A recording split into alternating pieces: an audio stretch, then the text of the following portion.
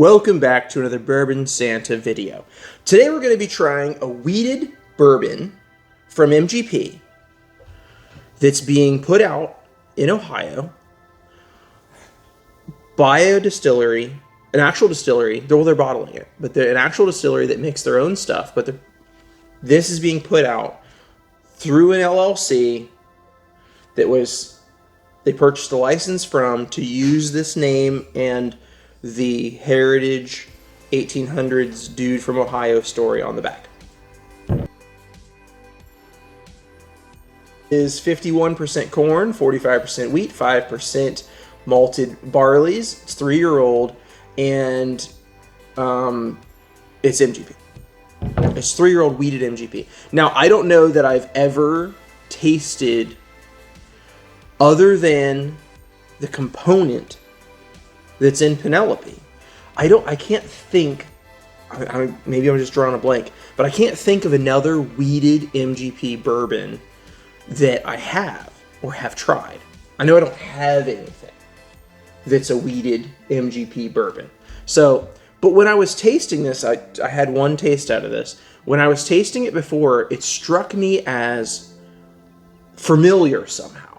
So, yeah, see, that's interesting. I find it familiar. Now, let me describe the notes real quick, and then we're going to compare it to a couple of these other wheated whiskeys that I have. Because it's very familiar for some reason. It's driving me nuts.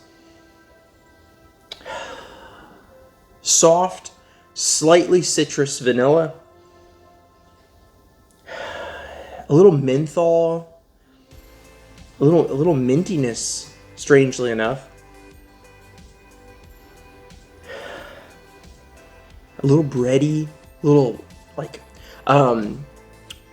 my other job is an air conditioning guy, and I used to do a bunch of work at a flour mill, and the smell of suspended wheat flour in the air from when they're grinding it and bagging it and all that, I kind of get that note smelling this.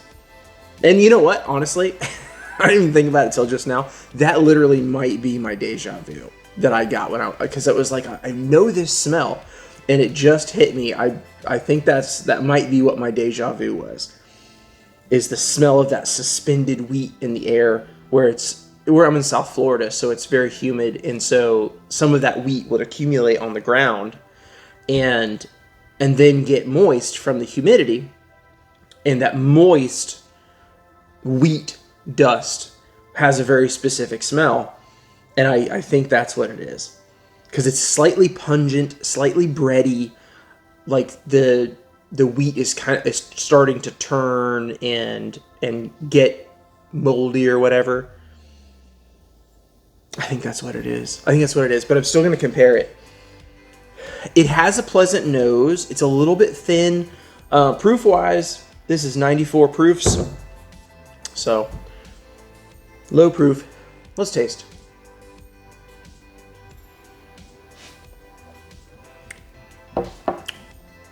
Clearly wheat. You can pick up the wheat very easily.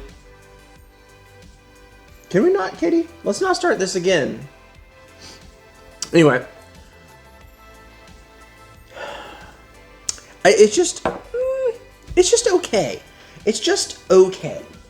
Now, I know the Ohioans hate the Michiganders, so I have to try the Journeyman wheat whiskey in comparison to this, since Ohioans hate people from Michigan so much. And I can say that because I'm from Ohio.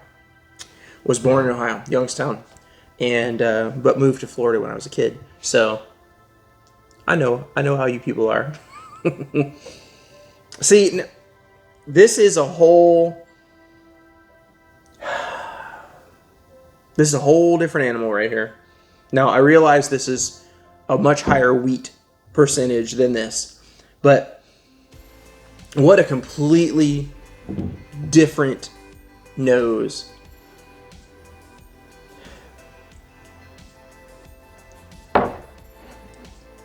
Oh, yeah. All right.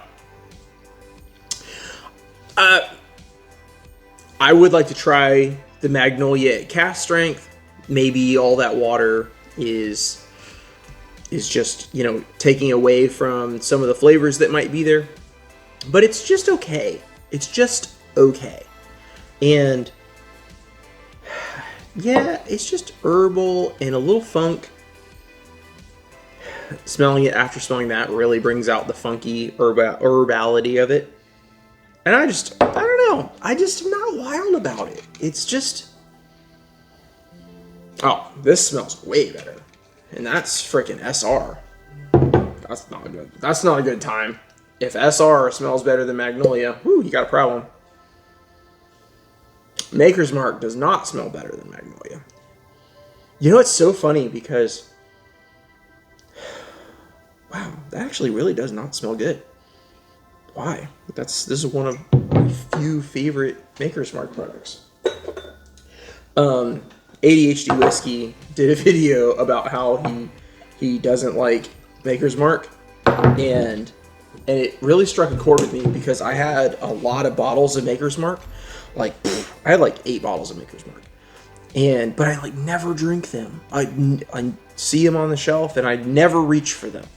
And his video really struck a chord with me, and I'm like, yeah, why do I keep buying Maker's Mark? I don't love it.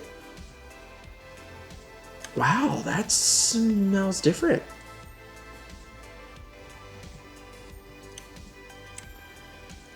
Yeah. I just don't love Maker's Mark. Yikes. Well,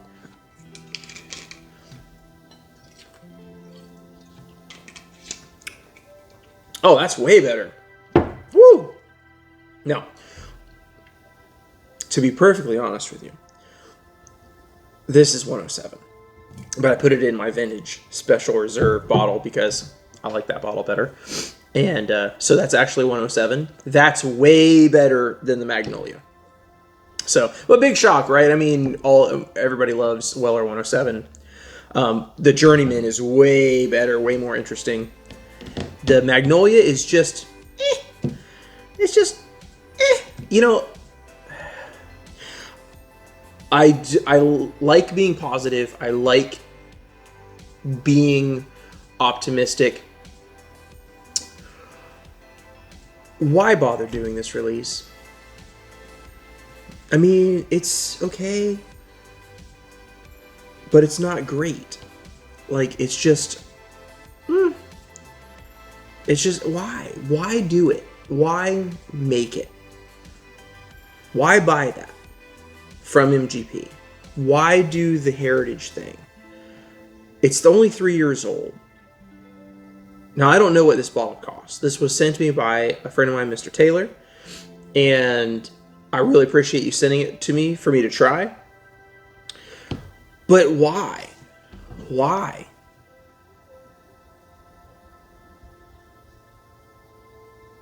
It says on the back, and this is incredibly disingenuous, Magnolia Spirits LLC searches far and wide to source the highest quality and best tasting whiskeys and bourbons. This sourced tribute to Mr. Pike. It's Magnolia Bourbon. Blah, blah, blah. It's 3 years old. You're telling me this is the highest quality, best tasting whiskey you could find? You better get some different tasters. Because, whoa, shit. Why?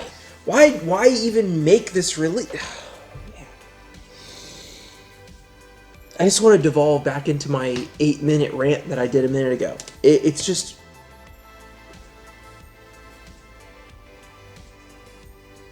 The fact that it's a heritage release doesn't make it taste better.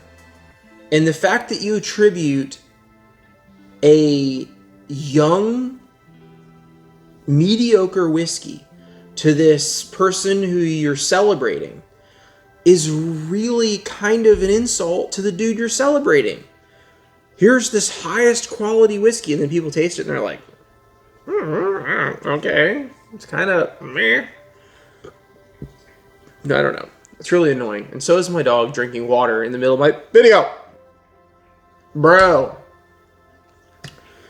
Oh, go lay down, dude. Go lay down. Jeez Louise, you know what I'm doing here. You see me do it all the time. It's not alcoholism if you're not drinking alone. I have 3 dogs here, 2 cats. I'm not an alcoholic. It's cool. It's fine. Relax. Relax yourself. Anyway, yeah. So, Magnolia. Pretty much, meh. Meh. Meh. It's okay. It's pretty generic. It's kind of boring. It's too young. It's too young to be in a bottle. It should still be in the oak, doing its thing. Yeah, there you go. It is what it is. I'd rather drink literally almost anything else.